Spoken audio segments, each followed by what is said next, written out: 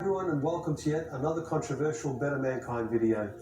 I think subconsciously there must be a part of me that enjoys the onslaught of nasty comments when I make videos like this.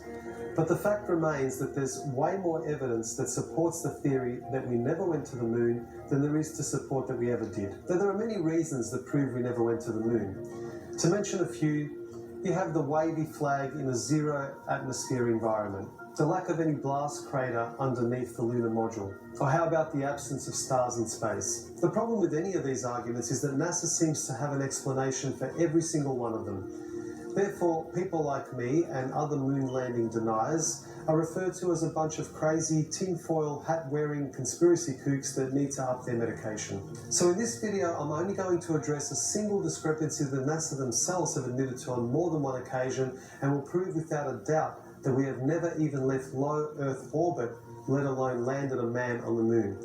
But first, let's go back to school and get a refresher course on the different atmospheres surrounding the Earth. Now, the following information is critical to proving my point, so please bear with me. First, we have the troposphere. This is where all of our weather occurs, and it is the lowest layer of the Earth's atmosphere.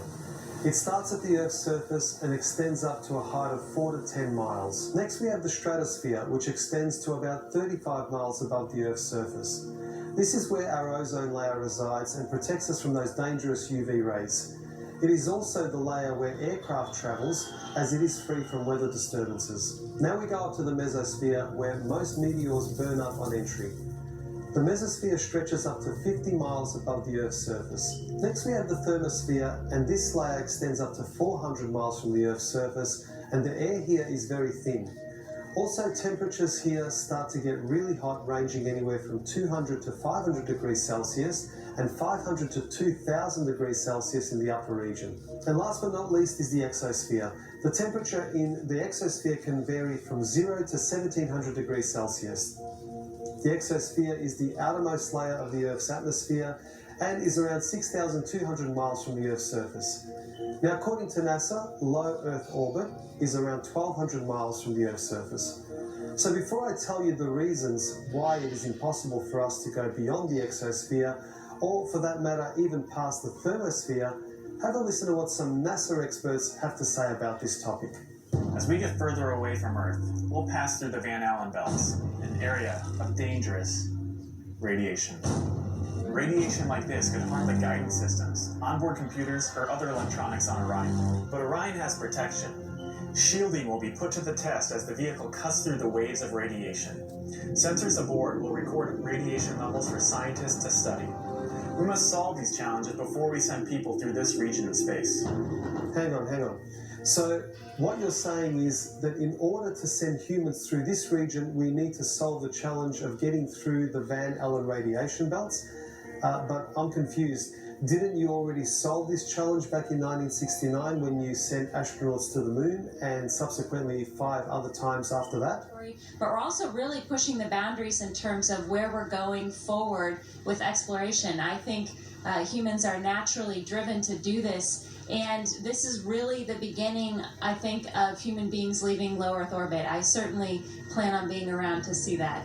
So she's a NASA astronaut, but I guess no one bothered to tell her about the first time that we left low Earth orbit. I guess she might be a little too young to remember. Here we have another astronaut that wasn't told about the moon landing 48 years ago. The plan that NASA has is to build a rocket called SLS, which is a heavy lift rocket.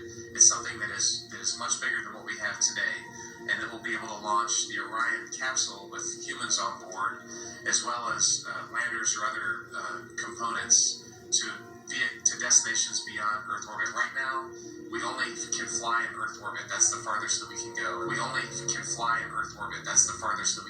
this new system that we're building is going to allow us to go beyond and hopefully take humans into the solar system to explore. So the moon, Mars, asteroids, there's a lot of destinations that we could go to, and we're building these building block components in order to allow us to do that eventually.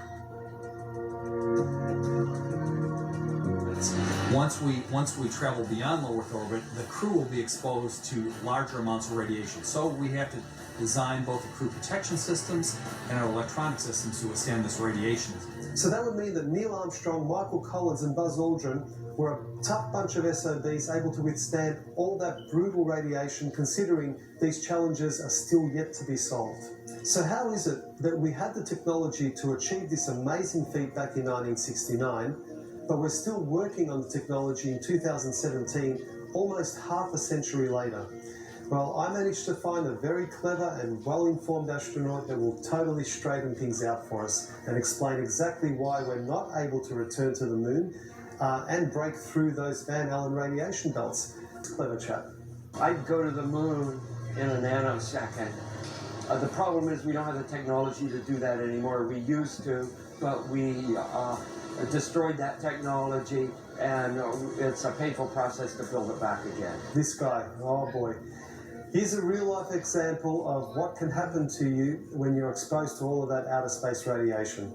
And if you're a child with aspirations of becoming an astronaut, being a very good liar might be a positive attribute to have on your resume. And just by showing you these admissions of guilt by NASA, I can easily end this video now, and I would have easily proven my point without a shadow of a doubt. But I'm sure that for some of you hardened skeptics out there, this damaging evidence is still not enough. So let's take this theory of mine to the next level. This here is the lunar module now proudly displayed at the National Air and Space Museum. According to NASA, the primary materials used to build the module were aluminium alloy, stainless steel, titanium, nickel steel alloy, heat-resistant glass. Now, if this is the case, we have a very serious discrepancy here.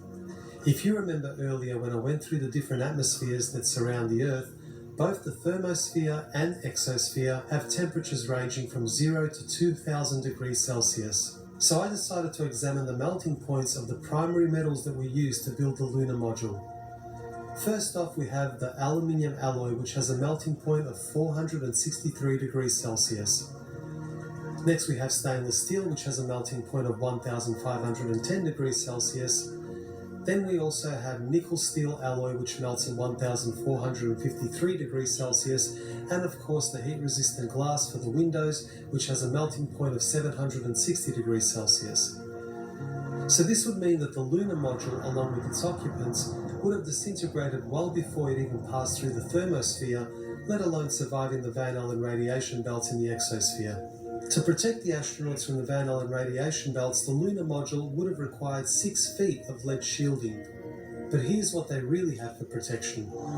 Obviously, the only shielding they had was the literally paper-thin outer hull of aluminum, and their suits consisting of glass fiber, some aluminum fibers, and silicon rubber. It's very interesting concerning radiation that the astronauts were protected by a thin film of aluminum, when here on Earth they put a lead shield on us when they take a dental x-ray. In conclusion, when NASA themselves admit to never having left low Earth orbit, and the fact that we don't even have the materials that could withstand the extreme temperatures and cosmic rays in space, how on earth can anyone believe that we ever went to the moon? Well, I hope you enjoyed this video, and if